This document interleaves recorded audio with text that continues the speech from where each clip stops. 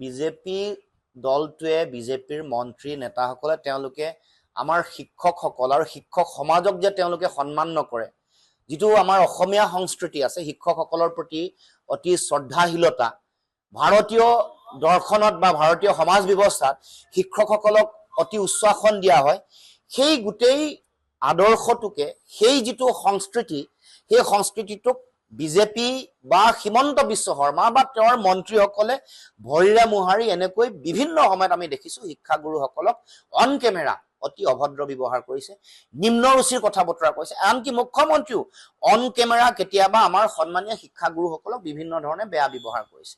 এতিয়া এগৰাকী সন্মানীয় শিক্ষক এখন বিদ্যালয় বা এখন মহাবিদ্যালয়ৰ অধ্যক্ষৰ চকীখনৰ গৰিমা আছে, গতিকে সেই চকীখনক কোনো কাৰণতে এনেকে বহি বা এনেকে দখল কৰি তেওঁলোকে যেনেকে মাটি বেদখল কৰিছে বা অধিগ্ৰহণ কৰিছে, তেনেকে সন্মানীয় শিক্ষাগুৰুসকলৰো চকীটো তেওঁলোকে এনেকৈ দখল কৰিবলৈ চিন্তা চৰ্চা কৰিছে। বা এইটোৱে আচলতে তেওঁৰ যিটো মানসিকতা, যিটো স্থূল মানসিকতা, যিটোৰ যোগেদি শিক্ষকসকল বা আমাৰ যিটো অসমৰ সমাজ জীৱনত শিক্ষকসকলৰ প্ৰতি আমাৰ সকলোৰে যিটো সন্মান, এই পৰিৱেশটো তেওঁলোকে নষ্ট কৰিবলৈ চেষ্টা কৰিছে। আৰু এইটো অসন্মান শিক্ষক সমাজ বা আমাৰ যিটো অসমৰ সমাজ জীৱনৰ যিটো ঐতিহ্য, আমাৰ যিটো পৰম্পৰা, যিটো সংস্কৃতি, ইয়াক অশ্ৰদ্ধা আৰু অসন্মান কৰা পৰিগণিত হৈছে। গতিকে এইটোৱে বুজা যায় যে আচলতে মুখ্যমন্ত্ৰীয়ে হওক বা তেওঁলোকৰ মন্ত্ৰীসকলৰ শিক্ষকসকল বা শিক্ষাগুৰুসকলৰ প্ৰতি তেওঁলোকৰ ব্যৱহাৰ।